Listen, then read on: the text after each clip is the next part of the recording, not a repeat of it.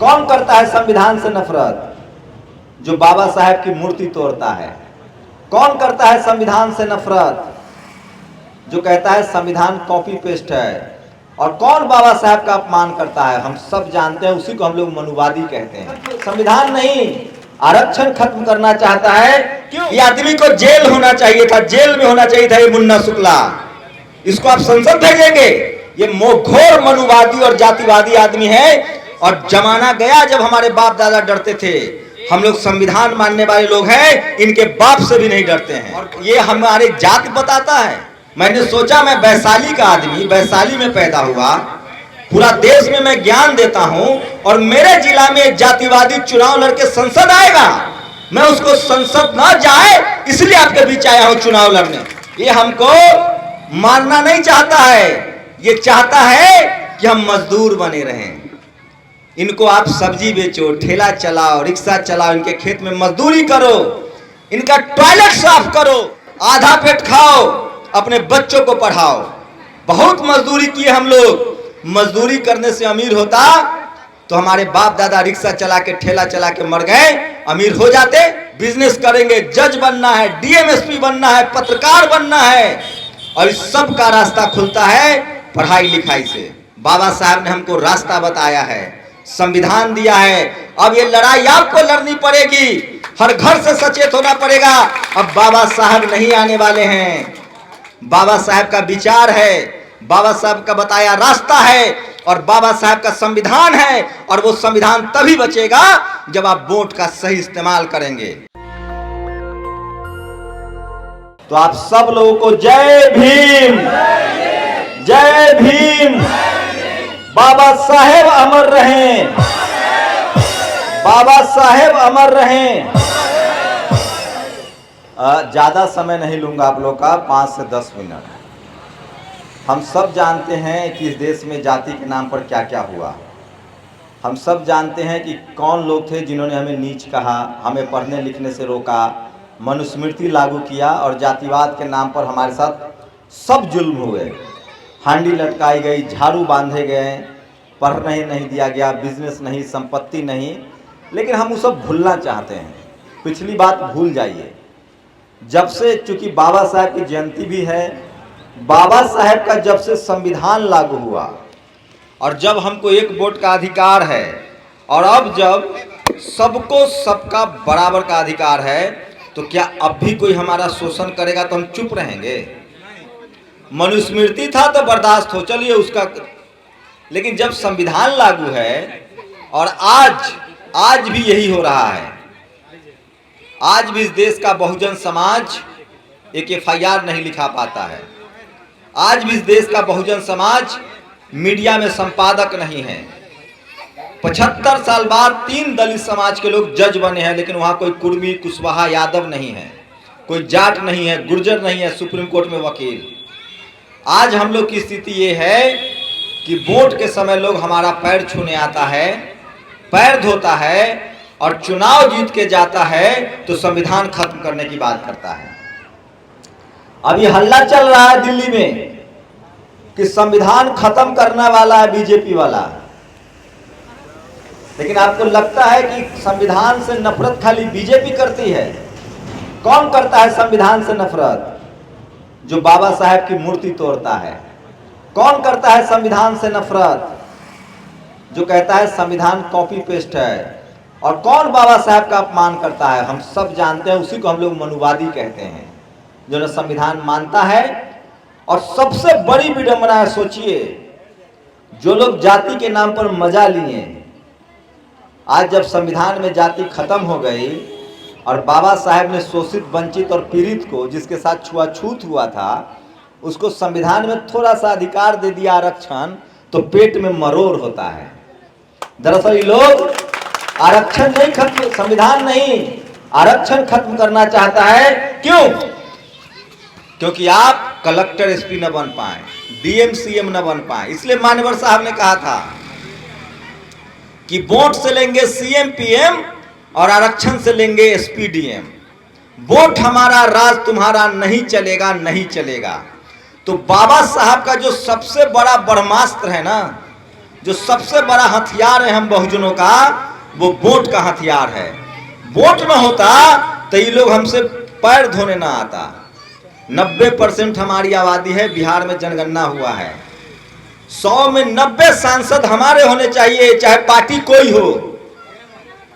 लेकिन सोचिए वैशाली में आप लोग, ये वैशाली लोकसभा है, एक तरफ वो लोग चुनाव में टिकट दिए हैं जिन्होंने रामविलास जी का परिवार तोड़ दिया, गद्दारी की, चिराग पासवान का घर खाली करवाया, रामविलास जी की मूर्ति फेंकवा दी थी, चल भाग गए थे, भाई भाई में लड़वा दिया। वो तो चलिए दुश्मन खेमा में है। ये दूसरा वाला, ये जो दूसरा वाला है, सुने इसका वीडियो, ये आदमी को जेल होना चाहिए था, जेल में होना चाहिए था। ये मुन्ना शुक्ला, इसको आप संसद भेजेंगे? ये आदमी जातिवादी है, मनुवादी है। ये आदमी क्या बोला है आपको जानते हैं कि नहीं? देखा है वीडियो? इसका जवाब है कि ये जेल जाएगा बशर्ते कि इसको चुनाव हराइए और बहुजन समाज को चुनाव जिताइए। आदमी जेल जाना चाहिए। ऐसे आदमी संसद में जाएगा तो यह आपके खिलाफ कानून बनाने में काम करेगा। कल ये किसी की पार्टी से जीत के जाए, कल ये आदमी संसद जाएगा तो ये आपके संविधान के खिलाफ, आपके अधिकार के खिलाफ बोलेगा। इसलिए डंके की चोट पर इस आदमी को हराइए। ये घोर मनुवादी और जातिवादी आदमी है। और जमाना गया जब हमारे बाप दादा डरते थे। हम लोग संविधान मानने वाले लोग हैं, इनके बाप से भी नहीं डरते हैं। इसलिए कह रहा हूं, अपने जेहन से डर निकालिए। और ये हमारे जाति बताता है, ये संविधान का अपमान है, ये कानून का अपमान है, ये FIR दर्ज हुआ है। लेकिन ये लोग तब तक नहीं सुधरेंगे जब तक इनको आप वोट का चोट नहीं देंगे। ये कह रहे हैं हम माफी मांगते हैं। माफी मांगने का स्टाइल देखें, ऐसे लग रहा है जैसे एहसान कर रहा है। मैं दिल्ली में था, जब मैंने वो वीडियो देखा तब मुझे शर्म आई। मैंने सोचा मैं वैशाली का आदमी, वैशाली में पैदा हुआ, पूरा देश में मैं ज्ञान देता हूं और मेरे जिला में जातिवादी चुनाव लड़के संसद आएगा। मैं उसको संसद ना जाए इसलिए आपके बीच आया हूं चुनाव लड़ने। और आप लोग की जिम्मेदारी है, अगर आप लोग चाहते हैं कि संविधान बचे, आपका आरक्षण बचे, आपके बच्चा कलेक्टर SP DM बने, तो ऐसे मनुवादियों को हराइए, चाहे वो किसी पार्टी में हो। ये लोग किसी पार्टी का नहीं है। एक आदमी हमको झंडा दिखा दे कि इसने कभी RJD का झंडा उठाया हो। एक आदमी हमको दिखा दे कि बीना देवी ने कभी लोजपा का झंडा उठाया हो। मैं ये बाबा साहब के कार्यक्रम में इसलिए बोल रहा हूं कि बाबा साहब ने अंतिम हथियार दिया है, वोट का हथियार। जब तक वोट रहेगा तभी तक संविधान रहेगा। अब मान लीजिए अगला बार चुनाव न हो तो संविधान रह गया। हमारी ताकत क्या है? वोट का ताकत है।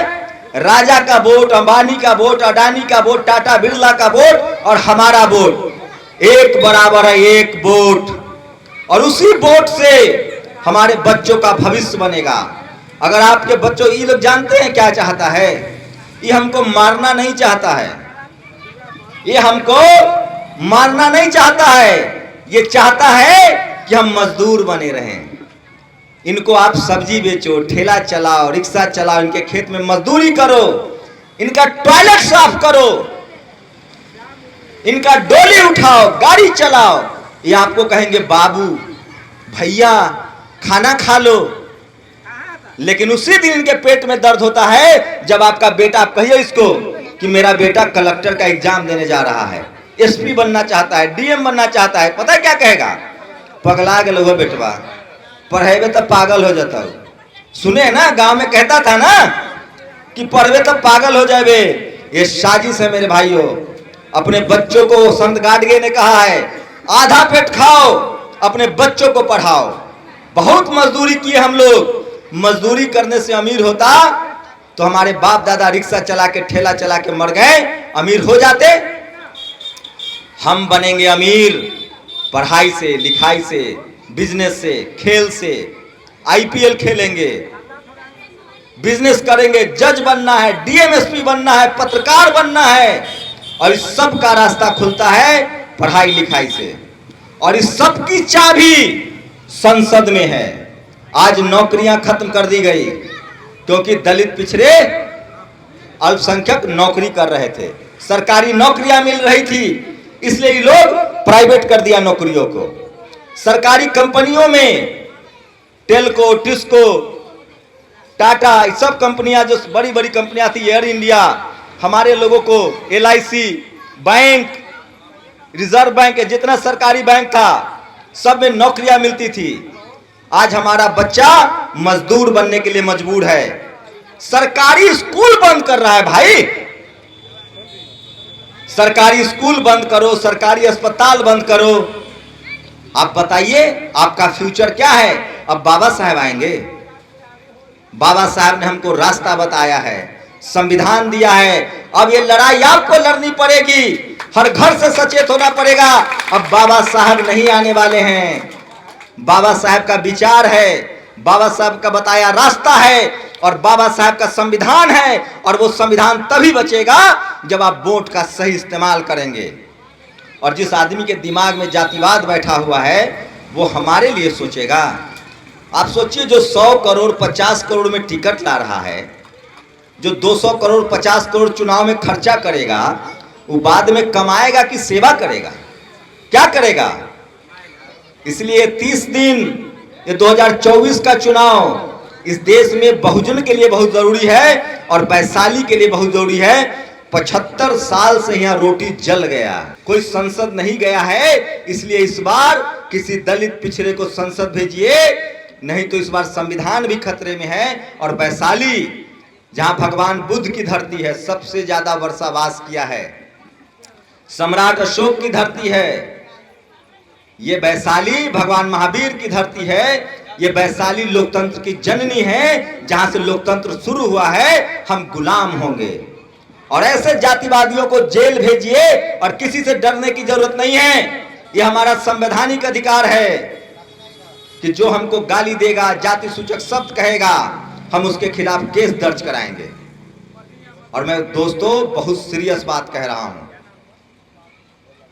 मैं पिछले 10 साल से इस सरकार से लड़ रहा हूं। पिछले 4 साल से इनकम टैक्स की रोज नोटिस आती है। मेरा चैनल नेशनल दस्तक बंद करने का आदेश आया है सरकार से। मैं डरूंगा नहीं। मान्यवर साहब ने साइकिल से, आप लोग को लगता होगा ना कि मुन्ना शुक्ला नहीं हार सकता है, ये बीना देवी नहीं हार सकती है, बहुत पैसा वाला है, एगो बहुत बड़ा धनबल बाहुबल है। 400 सीटें जीत के आए थे राजीव गांधी, मान्यवर कांशीराम साहब ने एक साइकिल उठाकर उसको सड़क पर ला दिया था और सरकार गिर गई थी, चली गई थी। 400 सीट, मोदी तो 300 जीता है ना, राजीव गांधी 400 सीट जीत के आया था, और मान्यवर साहब ने साइकिल लेके और सरकार गिर गई थी, और तब बीपी सिंह की सरकार बनी थी, और तब पिछड़ा समाज को आरक्षण मिला था। हमारा भला होगा मजबूत सरकार से नहीं, मजबूर सरकार से। मान्यवर कांशीराम साहब ने कहा है कि मजबूत नहीं मजबूर सरकार बनाओ, मिली जुली सरकार बनाओ, तब तुम्हारा काम होगा। इसलिए जाति की राजनीति और धर्म की राजनीति से अलग रहिए। हमको जातियों में बांटा और 2000 साल से लोग राज कर रहा है। आज हमारे नेता पार्टियों में बट गए हैं, आज पैसे के दम पर मनुवादी टिकट खरीद के आ रहे हैं। ऐसे लोगों को संसद नहीं भेजना है। वो तो शुक्र मनाइए कि बाबा साहब का संविधान है और वोट का अधिकार है, नहीं तो इन लोग का तो जब चलता था तो वोटें नहीं डालने देता था, बूथ लूट लेता था, करता था ना। आज भी, आज एक फिल्म आई है, वो पंजाब का गायक चमकीला गाना गाता था इसी तरह से, उनकी पत्नी और उनको गोली मार दिया गया था क्योंकि वो दलित समाज से थे। कब तक मरिएगा आप लोग? आंख में आंख डालकर बात कीजिए। कोई अमर होने नहीं आया है, कोई धरती पर जिंदा नहीं रहने आया है। धरती पर वही जिंदा रहेगा जो समाज की लड़ाई लड़ेगा, सम्मान से बोलेगा। बाबा साहब को कोई मार सकता है क्या? जब तक धरती रहेगी बाबा साहब को लोग याद करेंगे। रामविलास पासवान को कोई मार सकता है क्या? जगदेव बाबू को मार सकता है क्या? मान्यवर कांशीराम साहब को कोई मार सकता है क्या? दोस्तों बहुत विकट समय है। ये आपके आने वाले नस्लों की लड़ाई है। आपके बच्चों को मजदूर बनाने की साजिश हो रही है। और जेकर पाँव न फटे वो हमारा दर्द जानेगा। उसको पूछिए मुन्ना शुक्ला और बीना देवी, उसको पता है धान कैसे रोपाता है, मकई में पानी कैसे पटता है, आलू की कुराई कैसे होती है, घास कैसे कटता है पता? उसको क्या पता? उसको तो ये भी नहीं पता कि संविधान में कितने अनुच्छेद है। उसको तो ये भी नहीं पता होगा। उनको पता है राजसी पावर चाहिए, उनको सत्ता चाहिए, पावर चाहिए, पैसे के दम पर। इस बार नहीं होगा। इस बार बहुजन समाज से चुनिए जो आपकी तकलीफ जानता हो, जो आपके समाज से आया हो, जो आपके बच्चों के भविष्य के लिए सोचता हो। अगर ऐसा नहीं कीजिएगा तो हम पीढ़ी दर पीढ़ी गरीब रहेंगे। जब हमें वोट का अधिकार नहीं था तो हम गुलाम थे। धीरे धीरे हमारे महापुरुषों ने अपनी कुर्बानी दी है। जगदेव बाबू को मार दिया गया।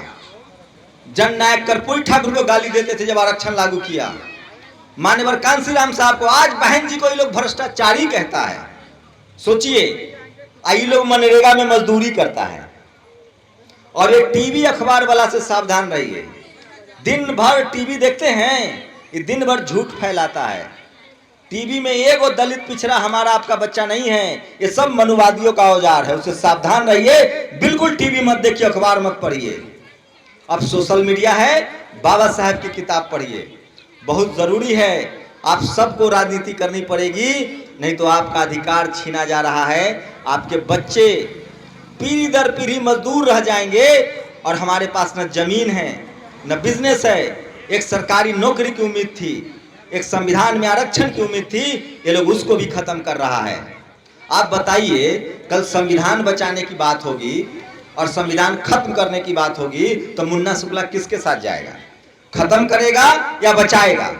अब बीना देवी तो फिर चित भी तोहर और पट भी तोहर, हम लोग खाली ताली बजाएंगे। इस बार बहुजन लड़ेगा और वैशाली से बहुजन जाएगा। न धन बल न जन बल, बहुजन। इसलिए सचेत होइए। उम्र पर मत जाइए, पैसा पर मत जाइए, गाड़ी पर मत जाइए। आप लोग अपने अनुभव से सोचिए। जो गांव का सबसे अमीर आदमी होता है किसी को एक चॉकलेट नहीं देता है, देता है जी? जो गांव का सबसे अमीर आदमी होता है खटवा लेगा और पैसा नहीं देगा, काम करवा लेगा और खाने के समय दाल में पानी मिला देगा। हम लोग इसी समाज से बड़े हुए हैं। ऐसे लोगों को सावधान रहिए। आपकी मदद जो करेगा, जो आपके जैसा हो, जो आपके समाज का हो, गरीब हो, वो अपना आधा रोटी छोड़ के आपको खिला सकता है। अरे वो पैसे वाला बना है बेईमानी करके, तो हमारा क्या सगा होगा? इसलिए न धन बल को देखिए न बाहुबल को देखिए। वोट का अधिकार है, चुपचाप वोट गिराना है और बहुजन समाज को जिताना है। और मैं फिर कह रहा हूं, अपने समाज से लोग चुनिए। और बाबा साहब की जयंती, बाबा साहब का सपना तभी पूरा होगा जब इस देश में कोई दलित प्रधानमंत्री बनेगा मायावती जैसा, और तभी संविधान लागू होगा और तमाम मनुवादियों के छाती पर सांप लौटेगा। आजादी के 75 साल हो गए, कोई दलित प्रधानमंत्री नहीं बना है। और अगर कोई पिछड़ा भी प्रधानमंत्री बने जो बाबा साहब के विचारों को मानता हो। और एक बात और कह रहा हूं, जातियों में मत बटिए। जाति में बांटकर हम पर राज किया गया है। आज हम पार्टियों में बट गए इसलिए राज कर रहा है। हमको बहुजन बनना पड़ेगा, मान्यवर साहब के फॉर्मूले पर चलना पड़ेगा।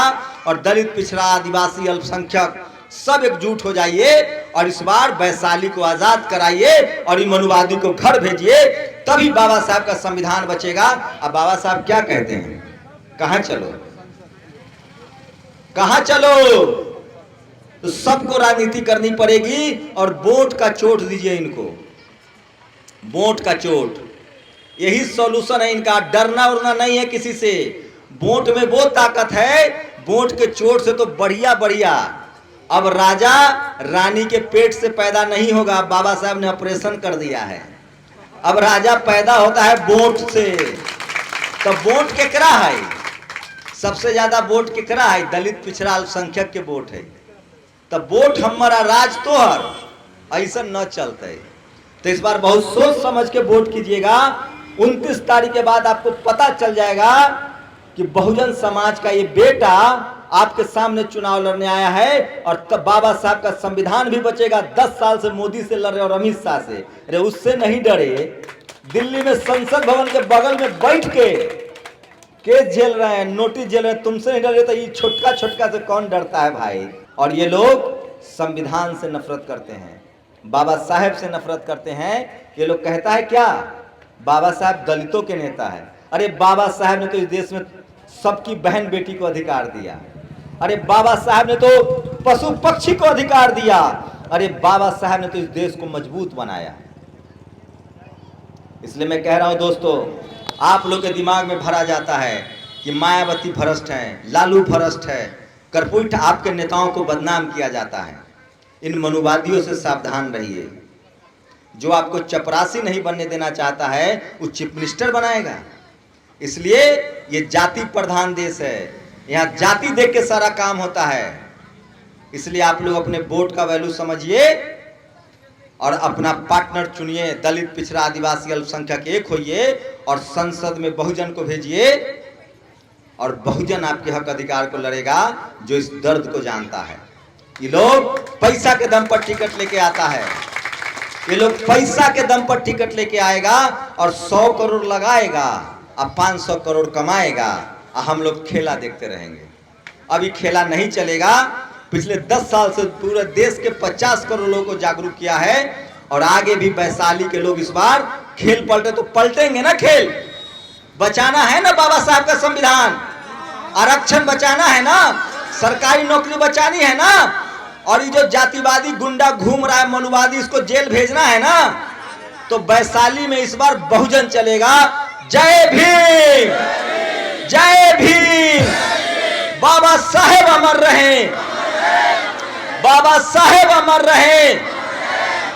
जय संविधान, जय भारत।